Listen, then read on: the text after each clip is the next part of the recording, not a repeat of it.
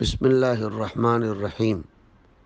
حضور اکرم صلی اللہ علیہ وسلم نے ارشاد فرمایا، میری امت پر ایک زمانہ آئے گا جس میں قاری بہت ہوں گے مگر فقیہ اور فقہ میں مہارت رکھنے والے لوگوں کا قحط ہو جائے گا، فتن و فساد کی کثرت ہوگی۔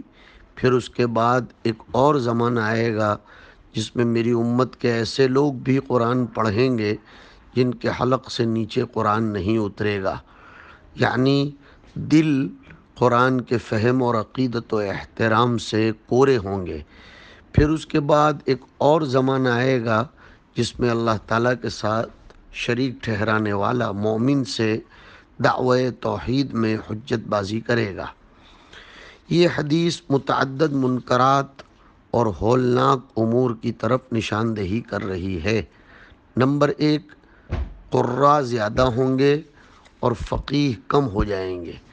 یہ دراصل ایک روحانی روگ کی طرف اشارہ ہے، وہ یہ کہ قرآن پاک کے نزول کا مقصد اصلی اس پر عمل کرنا ہے تاکہ انسان اللہ کے نزدیک سرخ رو ہو، اور عمل کے لیے ضروری ہے کہ قرآن پاک کو سمجھا جائے، مگر لوگ صرف اپنی شہرت اور عند الناس مقبولیت کی خاطر قرآن پاک کے علم و فہم اور تحصیل اور اس پر عمل کے بجائے قرآن پاک کو بنا بنا کر پڑھیں گے اور اس کا مظاہرہ کریں گے، تو قرآن کا مقصد اصلی ہی پیش نظر نہ ہوگا، اور یہ قاری اس کو دنیا کی فانی دولت یا عزت کا ذریعہ بنا لیں گے۔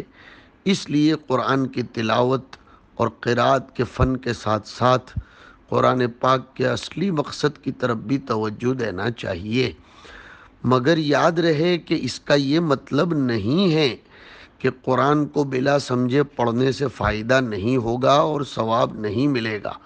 قرآن کو پڑھنے کا ثواب ہر حال میں ملے گا۔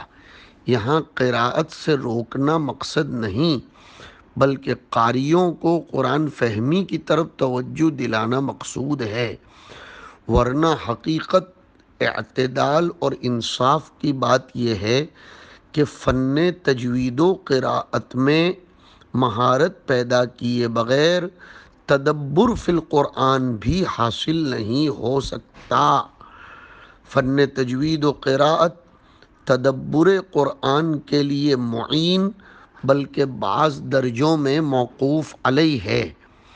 قرآن صحیح پڑھا ہی نہیں جائے گا تو صحیح سمجھا کیسے جائے گا؟ لہذا کسی مغالطے میں مبتلا ہونے کی ضرورت نہیں ہے۔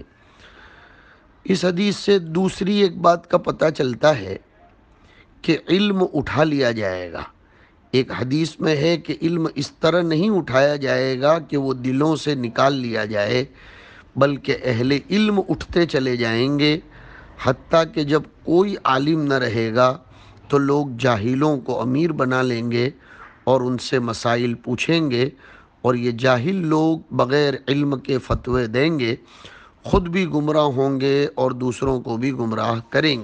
ظاہر ہے اہل علم اٹھتے چلے جائیں اور دوسرے لوگ علم کی طرف مشغول و متوجہ نہ ہوں تو یہی ہوگا کہ علم کا قحط ہو جائے گا اور جہالت کا دور دورہ ہوگا، اور لوگ جاہلوں کو علماء کا منصب دے کر ان سے فتوے لیں گے اور گمراہی میں پڑ جائیں گے۔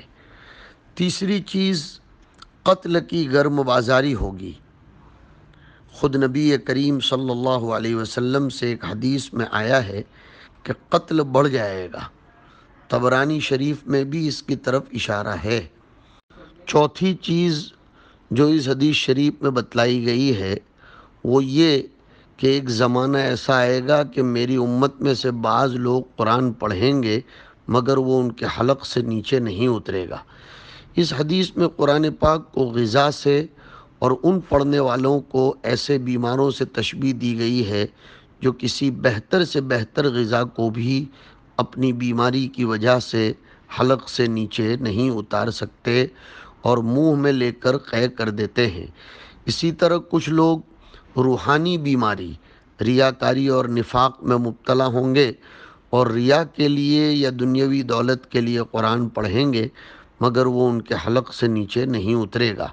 اور ظاہر ہے کہ یہ قرآن کو اپنے حلق کے نیچے نہیں اتاریں گے تو ان کو قرآن سے کیا فائدہ ہوگا؟ جیسے غذا کو تھوک دینے والے کو غذا سے کچھ فائدہ نہیں ہوگا، اسی طرح ان کو قرآن سے فائدہ نہ ہوگا۔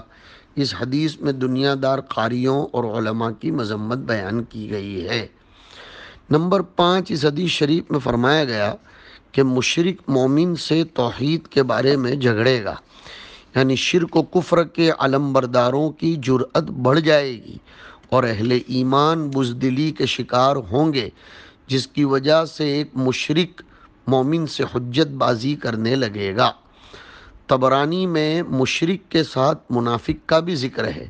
علامہ مناوی اس حدیث کی شرح میں فرماتے ہیں کہ منافق و مشرک مومن سے حجت بازی جھگڑا کریں گے اور اس کو مغلوب کر دیں گے اور اس کا مقابلہ اسی جیسی دلیل سے کریں گے، لیکن کافر کی حجت کمزور و باطل ہوگی اور مومن کی حجت و دلیل غالب و واضح ہوگی۔ یہاں ایک سوال یہ پیدا ہوتا ہے کہ کفار و مشرکین کا مسلمانوں سے حجت بازی و مقابلہ کرنا تو ہر دور میں رہا ہے۔ خود نبی کریم صلی اللہ علیہ وسلم کے دور مبارک میں بھی یہ بات رہی ہے، پھر حضور نے اس کو آخری زمانے میں پیدا ہونے والی حالت کہہ کر کیسے پیش فرمایا؟ خود قرآن میں ہے کہ کفار لوگ بغیر علم کے اللہ کے بارے میں جھگڑتے ہیں، اور یہ بات نزول قرآن کے زمانے میں مشاہد تھی، لہذا حدیث مذکور میں آئندہ زمانے میں پیدا ہونے والی بات کے طور پر جو اس کو بیان کیا، اس کا کیا مطلب؟ جواب یہ ہو سکتا ہے کہ حدیث میں جو کفار کا مومنین سے مجادلہ اور حجت بازی مذکور ہے، اس سے کوئی خاص قسم کا جھگڑا اور مقابلہ مراد ہوگا جو حضور کے دور میں نہیں تھا اور آخری دور میں ہوگا، یا یہ بتلانا مقصود ہے کہ کچھ زیادہ ہی ہو جائے گا اور پھر اس کو مندمل کرنا بڑا مشکل ہوگا۔